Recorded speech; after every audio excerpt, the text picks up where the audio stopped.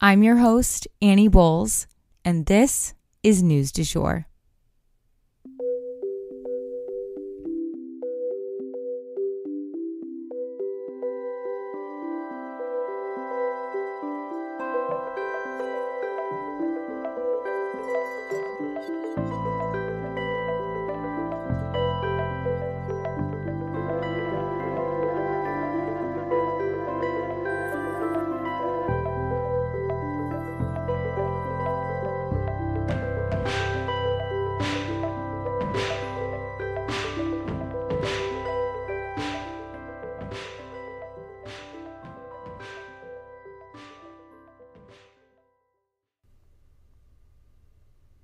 Hey everyone, and welcome back to the News du Jour, a calmer space to consume the news. Happy Monday. So before we jump into today's episode, I wanted to let you guys know that Queen Elizabeth's funeral will be held today. The line to see her laying in Westminster Abbey actually grew up to 3 miles long, and celebrities such as David Beckham were even seen waiting amongst the British people to see her. President Biden is set to attend the funeral today, along with many other world leaders. Additionally, President Zelensky of Ukraine will be addressing the UN remotely this week on Wednesday to help update the body on the situation in Ukraine. I would imagine that he will be touching on what was found in the city of Izium, 400-person mass graves, humanitarian crises, and evidence of tortured civilians. Stay tuned for how that meeting goes. The U.S. went ahead and committed $600 million more in military supplies towards the Ukrainian cause, and hopefully things will continue looking up from here. For today's first story, though, we are discussing Hurricane Fiona. So the island of Puerto Rico lost power yesterday afternoon as it was hit by Hurricane Fiona, leaving about 1.5 million households without electricity, you guys. The storm is expected to bring as much as 2 feet of rainfall to PR, causing serious floods and landslides. Fiona's winds are expected to be up to 85 miles per hour. President Biden did approve, though, of measures to send federal disaster relief, so there will be some aid coming shortly. It seems that every year Puerto Rico gets pounded by hurricanes, and life is just getting harder and harder there on the island the further that we march into climate change's erratic storms. If you remember, Hurricane Maria actually killed nearly 3,000 people in Puerto Rico back in 2017. Let's hope that everyone stays safe during this most recent storm.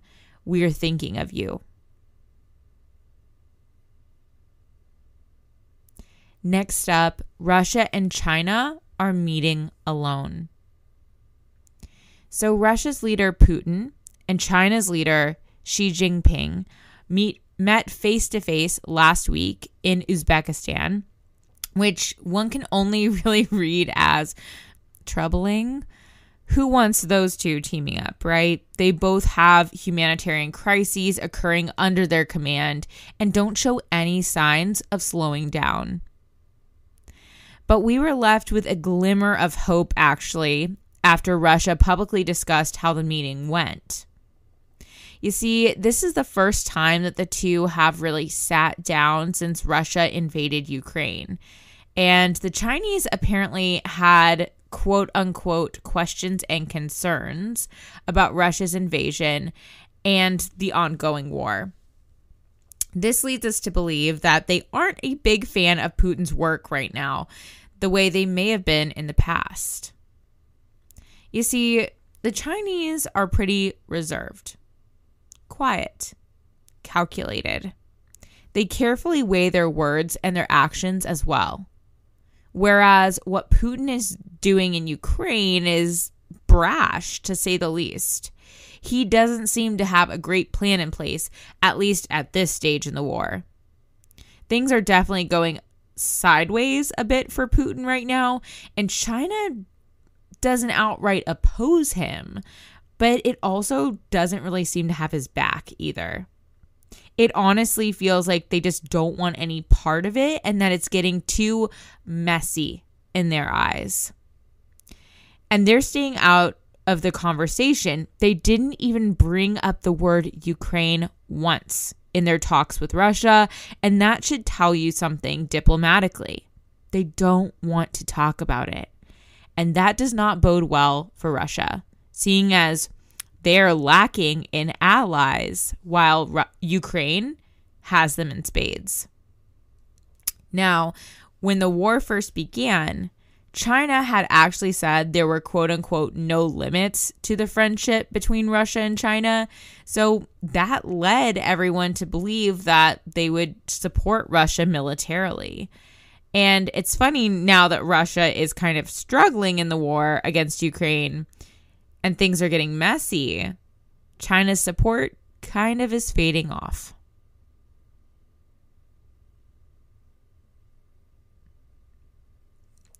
And a couple more quick updates for you guys before we go for the day. First up, after 35 years, The Phantom of the Opera is closing on Broadway, and it will actually have been Broadway's longest running show. Their last performance will be this February the 18th, the announcement said. You can still see their show, though, in London and Australia, and a Chinese version is actually set to hit the stage next year as well. But it will no longer be running in New York. A sad day. And lastly for today, Wall Street saw its worst week ever for the whole year. Now, before we worry too much, things do go up and down when it comes to the stock market. But this was a notable dip and something that has investors a bit spooked. I will always keep you guys posted on big dips like this because they can become relevant to bigger issues economically and politically, etc.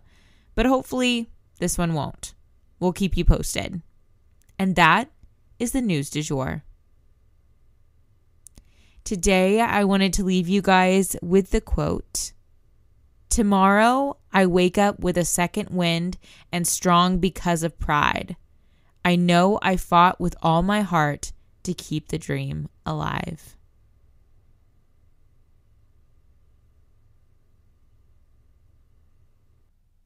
If you enjoyed this episode, please consider becoming a patron of our podcast. For $7.99 a month, you can unlock tons of perks like breaking news text messages so that you're never out of the loop. Tons of bonus episodes are already up there ready for you to binge, and a discussion board full of networking opportunities and much more. Go to www.patreon.com/sugarfree media today to become a patron. This is the best way to support our show. Our patrons make News du Jour possible. But a couple other ways to support our podcast are rate and review on whatever podcast platform you use to listen, share on your social media, you have influence, tell your friends, family, and colleagues that you love News du Jour and why you listen. You can also follow us on social media under sugarfreemedia.co on Instagram, just sugarfreemedia, all one word, on TikTok, and sugarfree_media on Twitter.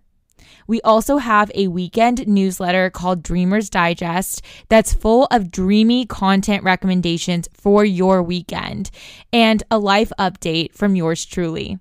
Sign up today on our website, www.sugarfreemedia.co. Our music is by Joey Lavoie and Nicholas Foster. Our cover art is by Hannah Pierce Photography.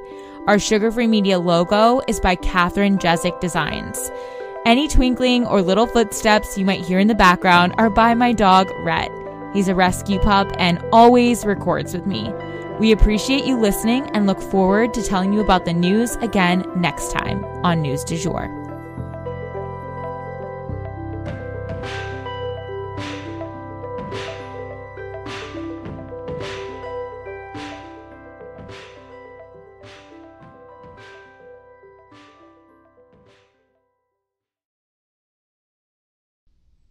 Broadcasting from